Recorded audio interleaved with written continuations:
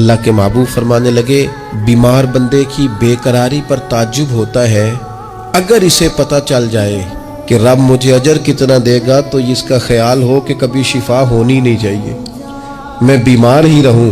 اللہ کے رسول صلی اللہ تعالیٰ علیہ وسلم فرمانے لگے، یہ بات کرتے ہی آسمان کی طرف دیکھا اور حضور مسکرانے لگے۔ یا رسول اللہ مسکرائے؟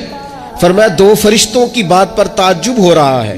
وہ ایک جگہ پہنچے ہیں مسجد میں جہاں ایک بندہ مستقل نماز پڑھتا تھا، انہوں نے اس بندے کو ڈھونڈا ہے، ملا نہیں ہے، تو رب کی بارگاہ میں عرض کرتے مالک وہ تیرا بندہ، پہلے ہم اس کا نامہ اعمال میں نیکیاں لکھا کرتے تھے، مسجد اس کونے پر بیٹھا کرتا تھا، اب نظر نہیں آ رہا، لگتا ہے تیری تقدیر کی رسی نے جکڑ لیا، مرشد میرا شوباز الہی تے ہن جا رلے سنگ حبیباں، تقدیر اللہ دی نے چھکیاں ڈوراں، ہن مل سی نال نصیباں، کہا وہ تیری تقدیر نے باندھ لیا ہے، بندہ بیمار ہو گیا ہے، تو مالک ہمارے لیے کیا حکم ہے؟ تو رب فرماتا ہے تم اس کے نیک اعمال لکھتے رہو، جو کام وہ کرتا تھا وہ تم کام لکھتے رہو لکھتے رہو۔ فرمایا چونکہ وہ بیمار ہو گیا ہے، اللہ فرماتا ہے اب اس کا اجر میرے ذمہ کرم پہ ہے، کیونکہ لہم اجر غیر ممنون۔